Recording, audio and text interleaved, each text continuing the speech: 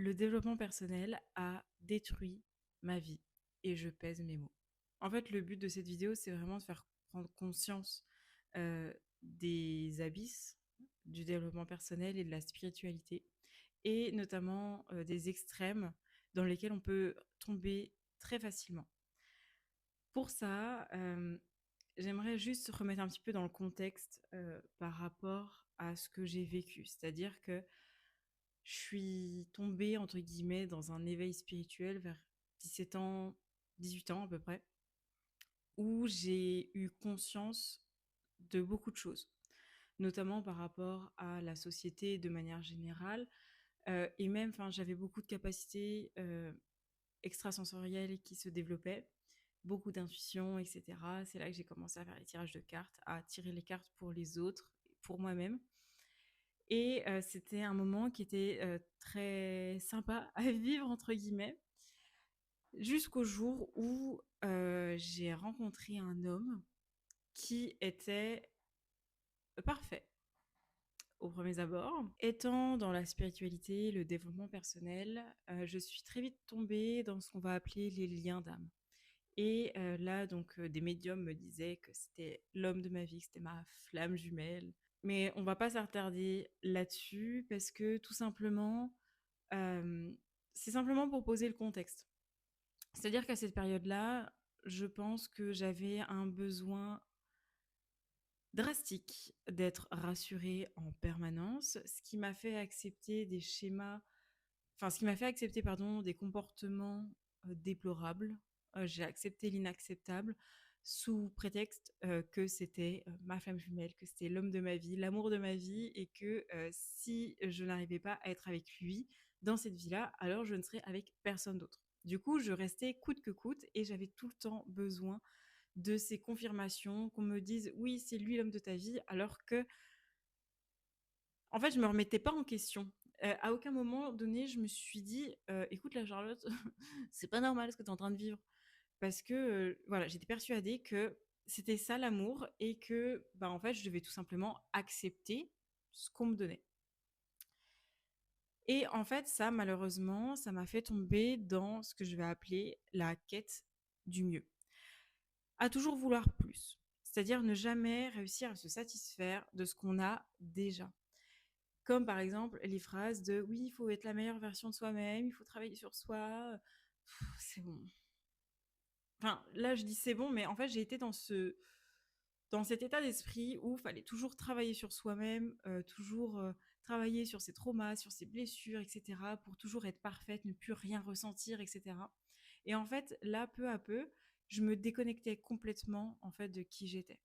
Parce que effectivement, j'ai beaucoup travaillé sur moi, j'ai fait beaucoup de thérapie.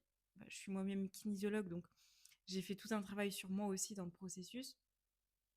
Et en fait, toutes ces phrases-là, ça nous éloigne de nous-mêmes et ça nous rapproche de quelque chose qui n'existe pas. Parce que dans le développement personnel, on va nous faire croire que tout peut être parfait et que être parfait, ça signifie n'avoir aucun défaut. Et ça, c'est exactement pareil pour les relations amoureuses. Parce que, comme vous le savez, sur Instagram, je suis aussi donc coach en relations amoureuses parce que c'est une spécialisation que j'ai pris en plus de la kinésio pour apporter voilà un angle qui est complètement différent. Et en fait, à force, du coup, mon algorithme a compris que je travaillais là-dedans et du coup, m'apporte tout le temps des vidéos de ça. Et là, en fait, dernièrement, très clairement, j'ai failli perdre mon mec à cause d'Instagram. C'est quand même grave d'en arriver là. Et ça, je m'en suis rendu compte que très récemment. Pareil que pour la personne que j'ai parlé juste avant, toujours besoin de confirmation. C'est-à-dire que toutes ces personnes qui vont dire oui, mais s'il fait ça, c'est que ce n'est pas lui l'homme de ta vie, s'il fait ça, faut le dégager. Mais en fait, à un moment, on ne peut plus vivre. Je suis bien d'accord qu'il y a des comportements qu'il ne faut pas laisser passer. Tout ce qui est en lien avec la violence, tout. Et en fait, de toute manière, chacun a ses standards. À un moment donné, il faut arrêter de vouloir imposer aux autres vos standards. Moi, c'est vraiment ce que je prône dans mes vidéos sur Instagram, etc. C'est qu'il faut aussi savoir s'écouter et ne pas être influençable. Et moi, j'ai été de ces personnes-là influençables parce que je me disais, oui, mais du coup, s'il agit comme ça veut dire qu'il ne m'aime pas, ça veut dire que c'est pas lui l'homme de ma vie, etc. Et de ce fait, j'ai développé une anxiété généralisée. C'est quand même grave, parce que je m'en étais pas rendu compte. En gros, le matin, je me réveille, j'angoisse. J'angoisse parce que mon couple, ben, en fait, il y a des moments, bah, ça va pas, c'est comme tout le monde. Et là, tout de suite, c'est oui, mais du coup, si ça va pas, c'est-à-dire que c'est pas lui. Donc, il y a tous ces doutes qui se mettent en place. Et après, je vais vous expliquer que c'est pour tous les domaines de ma vie, en fait, que je vis ça. Ça s'est atténué depuis que je suis sortie de cette boucle infernale du développement personnel. Cette quête de toujours plus, de toujours mieux du développement personnel, ça m'a aussi créé une sorte d'urgence à vivre ma vie. C'est-à-dire que chaque moment que je passe, je suis déjà dans la projection de ce qui va se passer après et de me dire que oh, mon Dieu, j'ai pas assez profité. Moi, ça, c'est quelque chose qui me suit beaucoup dans mon développement personnel. C'est soit toujours, soit pas assez. On peut parler de blessures d'injustice, je m'en fous parce que c'est le cas. Et il y a vraiment ce truc-là de j'ai toujours peur que ce soit pas assez ou toujours trop. Et en fait, je n'arrive plus à profiter du moment présent. Là, il n'y a pas si longtemps que ça, je me suis rendu compte que j'avais des épisodes de dépersonnalisation parce que des fois, je me dis, en fait, je vis ma vie et d'un coup, en fait, je vais me rappeler que je suis en train de vivre et là, je déconnecte complet. Et ça, c'est vraiment hyper perturbant quand on le vit, parce qu'avant, j'en avais conscience. Je savais que j'en faisais déjà un petit peu avec le stress, etc. Mais là, ces derniers temps, c'est vraiment, ouais, peut-être au moins 2, 3 fois par semaine. Enfin, je trouve que c'est énorme, en tout cas pour moi qui, normalement, ne suis pas sujette à ça. Et donc, il y avait par rapport au couple, il y a par rapport à mon travail, parce que du coup, toujours cette impression que c'est jamais assez, même si j'arrive à bien gagner ma vie avec ce que je fais, j'ai toujours cette impression de c'est jamais assez. Je ne gagne jamais assez d'argent, toujours dans cette quête du mieux et du plus. Et du coup, j'arrive même pas à me satisfaire de ce que j'ai déjà. Et ça, je relie vraiment ça bah, au développement personnel parce que là, par exemple, sur les réseaux, on voit tout le monde ils ont tous 25 ans, ils sont tous milliardaires, millionnaires. Et puis toi, ils te vont faire croire que t'es qu'une pauvre merde parce que t'arrives pas à gagner 5 000 € par mois. Donc, au bout d'un moment, on va rétablir les choses. Gagner déjà 2 000 € à son compte, c'est déjà très bien. Les personnes qui seront entrepreneurs comprendront ça. Euh, mais à un moment donné, il faut arrêter de se voiler la face. Et moi, c'est vraiment tout cet univers-là du développement personnel, du toujours plus, de faire croire en fait que les autres sont en retard ou alors qu'ils sont pas dans la bonne relation parce que oh, il vous a pas demandé en mariage alors ça fait 6 mois que vous êtes ensemble. On s'en sort plus. On s'en sort plus. Et franchement, j'ai vraiment l'impression que ce développement personnel, cette spiritualité-là, m'a complètement déconnectée de moi-même au lieu de m'en rapprocher. Parce que je suis tombée en fait dans les extrêmes. Ça, c'est quelque chose qui fait partie de ma vie. Pareil, il y a un truc aussi que je ne peux plus entendre. C'est oui, mais si ça doit arriver, c'est pour une bonne raison. Alors en fait, ferme ta gueule. Je peux plus. Je ne peux plus. C'est la dernière fois, j'ai posté un réel justement où je disais que je suis une femme spirituelle. Donc bien sûr que j'ai cru que tout avait une raison d'arriver. Oui, il y a des choses qui arrivent pour une bonne raison. Mais en fait, c'est hyper anxiogène. Quand vous vivez des décès, des trucs, tout ce qu'on veut, quand t'as quelqu'un qui vient ramener sa pauvre fraise et te dire oui, mais si t'as vécu ça, c'est parce que tu devais le vivre. Mais en fait, ta gueule. Ta gueule. Genre. Et sous mon post, j'ai eu quelqu'un qui m'a dit ça. Qui m'a dit oui, mais si tu as vécu cette déconnexion avec toi-même, c'est pour t'apprendre quelque chose. Stop. Loin de moi. Et ça, c'est vraiment quelque chose que je ne peux plus du tout entendre parce que c'est tellement anxiogène, vous vous rendez pas compte en fait. Et je pense aussi, ça, c'est les réseaux qui font ça, c'est que ça, ça nous laisse dans un engrenage et pour en sortir, bonjour. Mais tout ça pour dire que ça fait 8 ans que je travaille sur moi. Ça fait 8 ans que je vais régulièrement voir des thérapeutes, que je travaille sur mes traumas, etc. Et la vérité, j'ai l'impression que j'ai juste empiré ma situation. Voilà.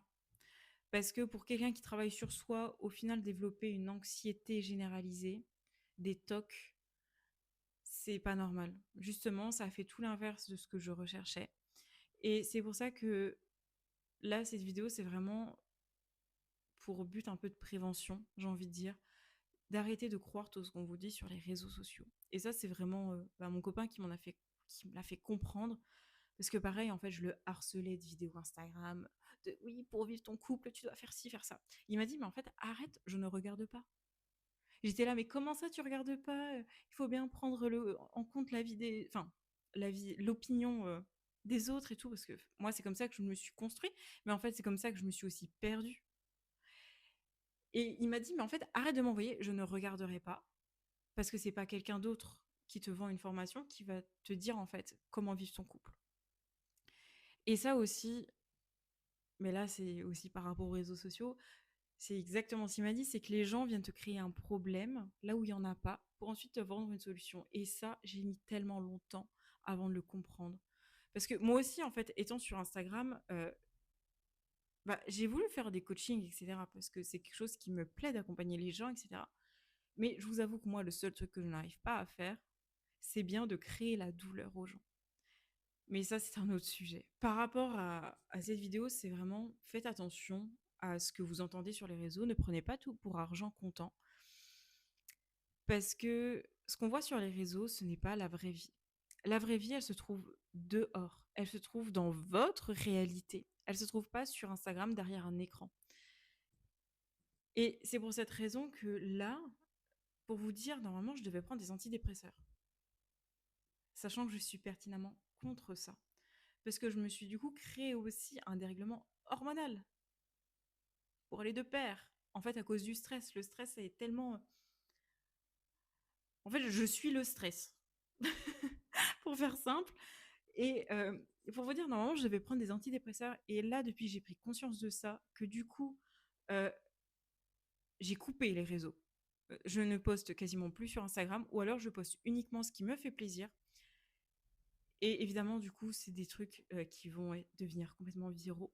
En fait, là, aujourd'hui, je m'autorise à arrêter de penser à tout ça. J'essaye au maximum de sortir de cet engrenage qui m'a en fait tomber.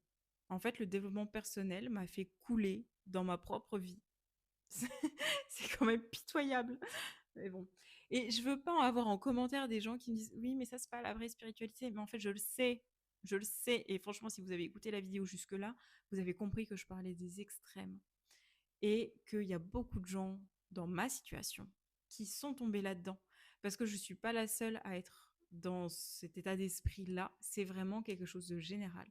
Surtout que 2026 a été hyper déstabilisant pour tout le monde, je crois. Donc voilà, tout ça pour dire, apprenez à vous relâcher, à vous relaxer, à profiter du moment présent sans être dans les projections, dans les anticipations ou alors dans le passé. Parce que c'est pas ça la vie. Au bout d'un moment, il faut simplement réussir à prendre chaque moment de la vie et le vivre, le ressentir. Parce que l'anxiété, c'est justement ça, en fait, qui vous déconnecte de la réalité. C'est aussi de pouvoir accepter l'incertitude de la vie.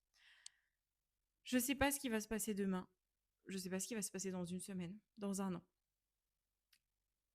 Et ça, l'angoisse, elle a horreur de ça. De cette incertitude de se dire, mais oh, mon Dieu, qu'est-ce qui va se passer? J'ai pas le contrôle là-dessus. Est-ce que du coup, ça va durer toute la vie avec mon copain? Est-ce que je vais réussir à faire sur les réseaux? Est-ce que si? Est-ce que ça? Et en fait, on ne vit plus. On ne vit plus. Et moi, c'est vraiment ça voilà, que je voulais partager pour cette vidéo parce que, ouais, en fait, très clairement, le développement personnel a détruit ma vie. Le développement personnel a détruit ma relation. Le développement personnel a détruit ma propre identité. Donc, c'est pas normal. Donc, j'espère que cette vidéo vous aura fait prendre conscience de pas mal de petites choses, notamment par rapport à toutes ces phrases-là que j'ai dit d'être la meilleure version de soi-même, que oui, mais si c'est lui l'homme de ta vie, il doit te traiter de cette manière, ou tout doit, enfin, si ça t'arrive, c'est que c'était pour une bonne raison, c'est que c'était écrit. Oui, il y a des choses qui sont écrites, mais dans la limite du raisonnable, d'accord?